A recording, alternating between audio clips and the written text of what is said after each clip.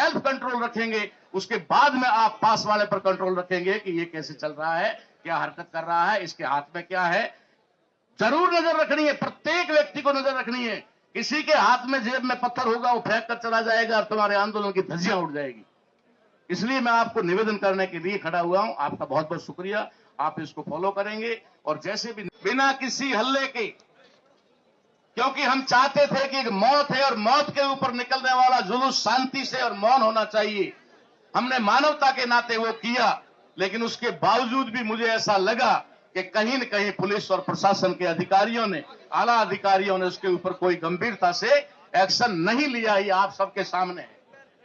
हो सकता है उनकी कोई मजबूरियां हो सकता है कि ये बातें कहने को हो सकती है कि अपराधी अभी हमारे हाथ नहीं लग रहा है, लेकिन मैं इस बात से कतई बिल्कुल सहमत नहीं हूं कि एक मुख्यमंत्री को घर से उठाकर जेल में डाला जा सकता है, लेकिन ऐसे अपराधी को ढूंढकर नहीं लाया जा सकता।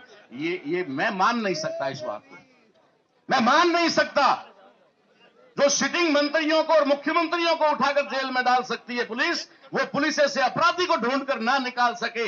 ये या तो शायद वो अपनी नाकामी खुद बताने की कोशिश कर रहे हैं, या फिर अपनी व्यवस्था हमारे सामने जाहिर कर रहे हैं। हम साफ सुथरी बात कहने वाले हैं। मुकदमे पहले भी चल रहे हैं, रोज भी कुछ हो जाएंगे, कोई फर्क पड़ने वाला नहीं है। जेल के लिए पैदा हुए। बाबा ने एक बात कही थी, वो थोड़ी अधूरी कह दी थी। हमारा जीवन या तो जेल में है, या रेल में है, या फिर इस सामाजिक मेल में है। तुम्हें दाटण ने पूछो तो नहीं एक जने के डोकरी त्याड़ा दीकरा के तो कि मेरा दीकरा क्या तो ऊँटे होने मोन का जेल रे खोने मो कह तो वे ऊँट रे होने मो, ठीक है, क्या बस जेल रे खोने मो तो मोरे बाबे थोड़ी धारेड़ो है, ठीक है नहीं कौन लार ला पूरा उड़ा कंप्लीट की उड़ा किलोमीटर में नड़ा उड़ा, कोई टेंशन वाली बात नहीं है। लेकिन हम अपनी आंखों के सामने ये अत्याचार नहीं होते देखना चाहते, और न देखेंगे न बर्दाश्त करेंगे। कम से कम मुझे और किसी से हो ना हो, लेकिन मेरे समाज के अधिकारियों से तो मुझे उम्मीद जरूर होनी चाहिए कि वो तो इसको गंभीरता से ले और अपने समाज की रक्षा करे। हो सकता है कि आप कंपटीशन से, अपनी काबिलियत से या आपकी पढ़ाई की वजह से वहां पहुंचे हो, ये मैं मानता हूं, लेकिन ये पढ़ने का और कंपटीशन का अधिकार भी आपको संविधान ने दिया है। और ये रिजर्वेशन के तहत जो लोग आप पहुंचे हुए हो, वो सिर्फ पेट पालने के लिए नहीं, अपने बच्चों को पालने के लिए नहीं हो, ये समाज का प्रतिनिधित्व करने के लिए हो, रिप्रेजेंटेशन ऑफ सोसाइटी, आप समाज के प्रतिनिधि हो। तो ऐसा मैं उम्मीद करूंगा, और ये उम्मीद पे खरा उतरेंगे, ये भी मैं उम्मीद करूंगा। उम्मीद पे खरा उतरेंगे, ये भी उम्मीद ही करूंगा। उम्मीद से आगे कुछ नहीं मिलना मुझे।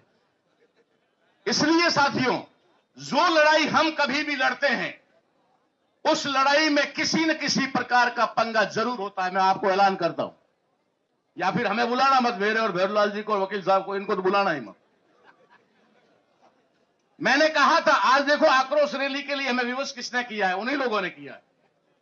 मैंने एक निवेदन किया था छोटा सा, अरे ये प्रजा तुम्हारी है, ये जनता तुम्हारी है। एसपी साहब, कलेक्टर साहब, एसपी साहब के तो चर्चे हमेशा मोबाइल पर रहते हैं, वांछित अपराधियों की गिरफ्तारी, फलाना ढिंकड़ा।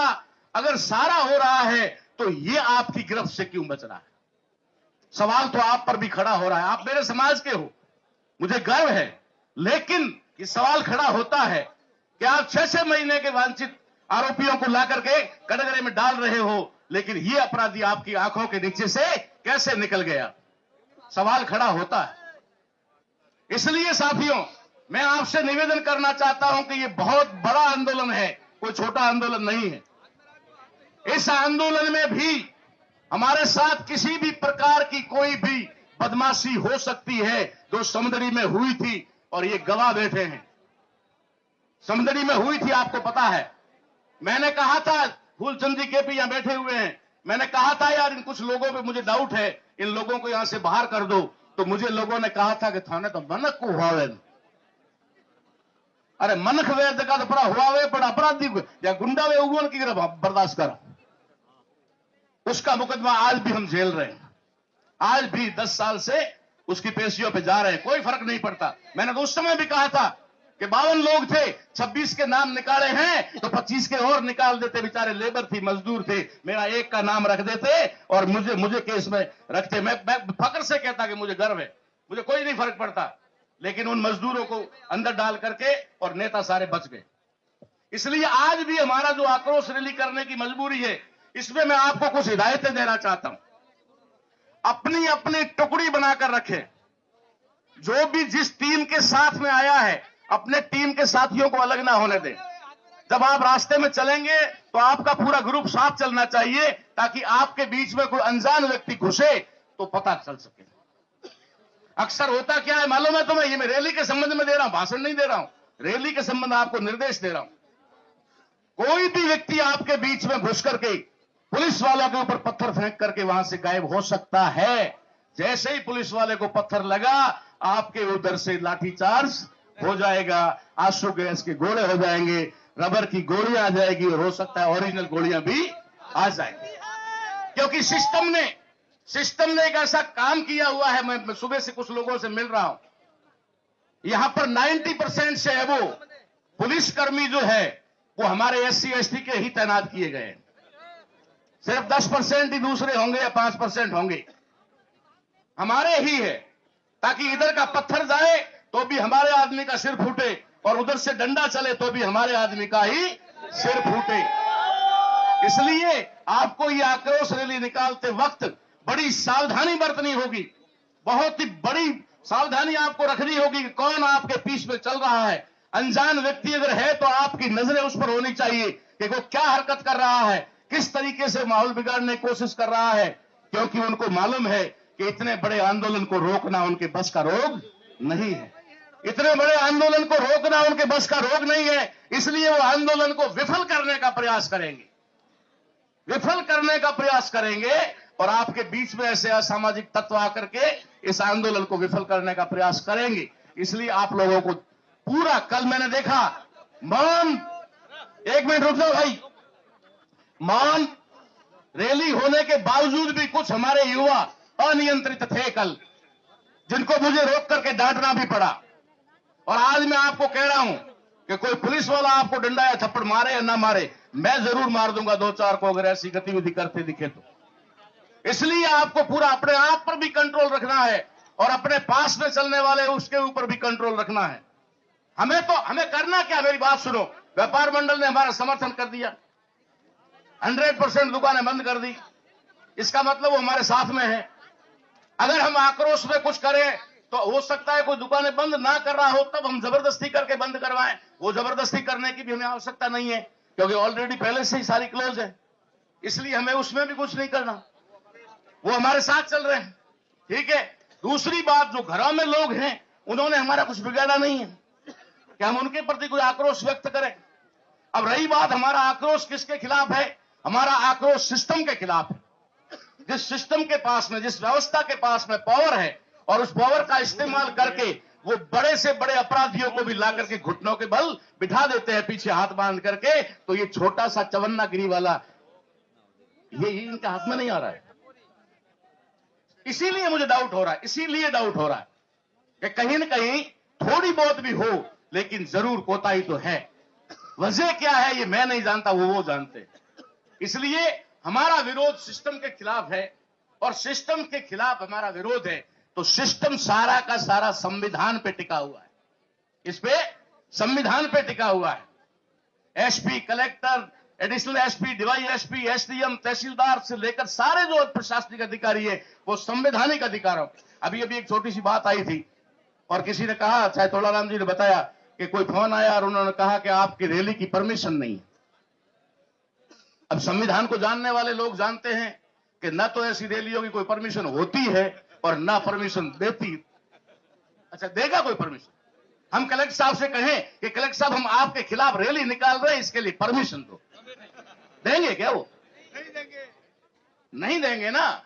हाँ, उसकी इंफॉर्मेशन होती है, सूचना उनको देनी पड़ती है कि हम इस रूट से होते हुए ये आक्रोश रैली निकाल रहे हैं और जिसमें किसी भी प्रकार का हम ऐसा कोई कृत्य नहीं करेंगे या जनहानि या कोई माल हानि का हम काम नहीं करेंगे। वो हमारा आक्रोश दिखाने का, आक्रोश का मतलब हम आवाज में दे सकते हैं, नारे लगा के दे सकते हैं, ये कर सकते हैं, लेकिन किसी चीज को हाथ नहीं लगाना है। किसी मार्केट के अंदर फूल से भी अगर किसी की दुकान खुली है, आपको सिर्फ उसे ध्यान से देखना है कि कौन है। जो हमारा है उसने तो बंद कर दी, कोई हमारा नहीं है तो उसने खुली रखी है, उसकी पहचान कर लो कौन हमारा है कौन हमारा नहीं। बस इतना सा करना है। कोई अगर वो अपराधी का कोई चाहता होगा तो खुली लेके बैठा होगा, तो उसको हम रोक नहीं सकते, भले रोक कर ले, कोई बात नहीं। तो साथियों, हमें ये पूरी सावधानी रखनी है। 2 बजे के समथिंग हम लोग यहां से रवाना होंगे। पूरी जो अनुशासन बना करके हमें रखना है। जो भी साथी चलेंगे, मीडिया के कुछ 8-10 लोगों के अलावा कोई भी रैली में आगे फ्रंट में बैनर के आगे नहीं रहेगा, नहीं तो मुझे उसे घसीट कर पीछे करना पड़ेगा। जो भी हमारे साथी हैं, सीनियर साथी हैं, जो भी प्रतिनिधि मंडल है, जो भी बाहर से आए हुए प्रतिनिधि हैं, सबसे आगे वो चलेंगे।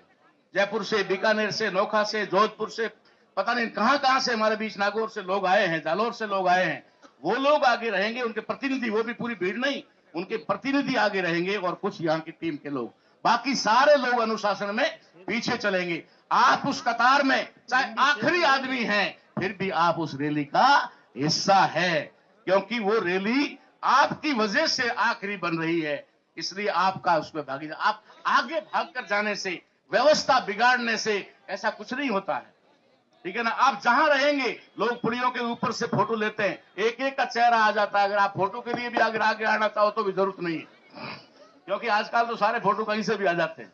इसलिए हमें पूरा अनुशासन में रहना है और एक परिचय हमें देना है कि आज विष्णाराम के न्याय के लिए जो लड़ाई है, ये लड़ाई एक ऐसी लड़ाई बननी चाहिए जो सबक मिले उन सरकारों को भी और उन प्रशासन और शासन में बैठे हुए लोगों को भी इसका एहसास लगे कि ये जो सर्व समाज जब इकट्ठा होता है, हाँ, कभी कभी एससी वालों का होता है, कभी एसटी वालों का होता है, कभी मात्र भीलों का होता है, कभी मात्र मेघ वालों का होता है, लेकिन ये जो आंदोलन है, ये जो आज का मामला है, ये 56 कौम का है, ये सर्व समाज का है।